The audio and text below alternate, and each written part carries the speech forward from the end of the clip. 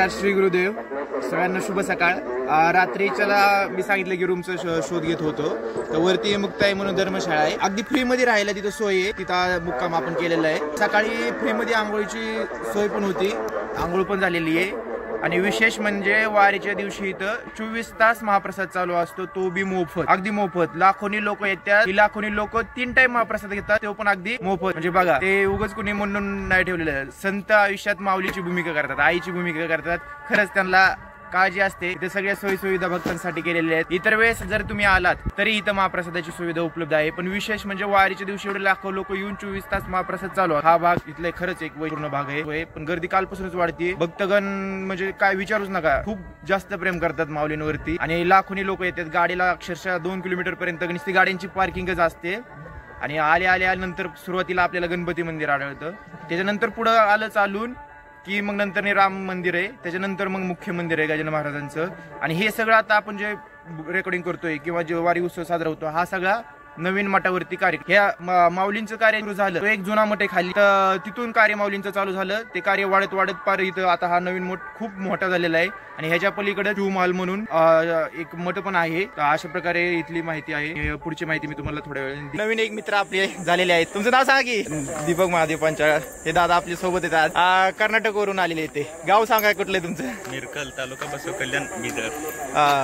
बघा, नवीन ठिकाणी गेलं, नवीन दोस्त मस्त पैकी घरी राहिला असतो तर कदाचित भेट झाली नसती, पण फिरायला आल्यामुळे नवीन मित्र झाले, चांगले। कर्नाटकला कधी जाते आम्हाला फिरायला घेऊन? मग कवा पण या तुम्ही? कवा पण येऊ? फिरवणार काय कर्नाटक आम्हाला? कर्नाटक मध्ये बिदर किल्ला आहे, बसव कल्याण मध्येच खास करून तिथं 108 फुटाचं हे आहे बसवेश्वर मूर्ती। आत्ताच आमंत्रण आहे आपल्याला कर्नाटकचं, जाऊ आपण एक दिवशी कर्नाटकला, नक्की जाणार आम्ही। तुम्ही बोलवता म्हणलं नक्की जाणार। संस्कार केल्यावर माणसेच नाही तर प्राणीही कसे विनम्र होतात, ह्याचे एक उत्तम उदाहरण म्हणजे ही नारायणी हत्ती आहे। नारायणीचं दर्शन झाल्याच्या नंतर आपण थेट गेलो ते मुख्य मंदिराकडे। मुख्य की बाबा बांधताना किती कौशल्यपूर्ण बांधलेले हे मुख्य मंदिर।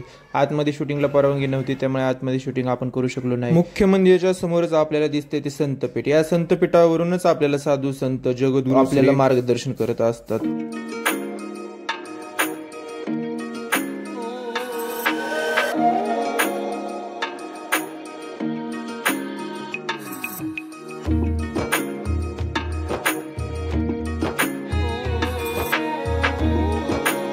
जगद्गुरू नरेंद्राचार्य महाराजांच्या संस्थानातर्फे अनेक सामाजिक उपक्रम राबवले जातात। विनामूल्य ॲम्ब्युलन्स सेवा, व्यसनमुक्ती, समस्या मार्गदर्शन, ऑनलाईन करिअर मार्गदर्शन, अशा प्रकारचे अनेक उपक्रम या संस्थानामार्फत राबवले जातात।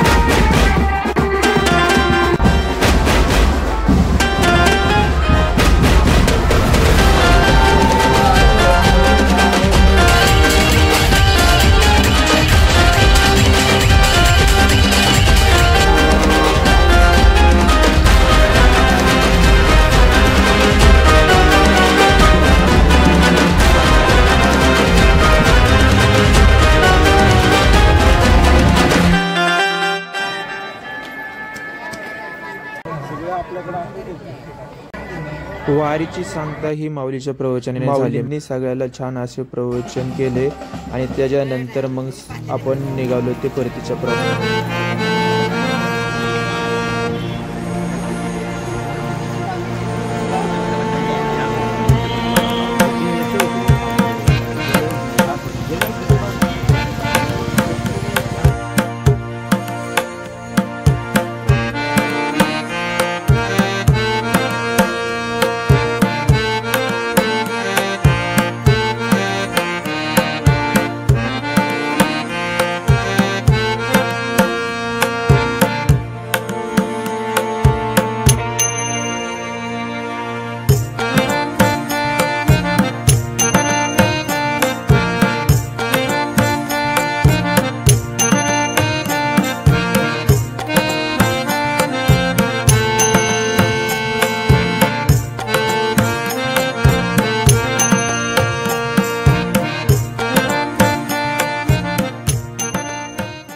छान अशी वारी झालेली आहे.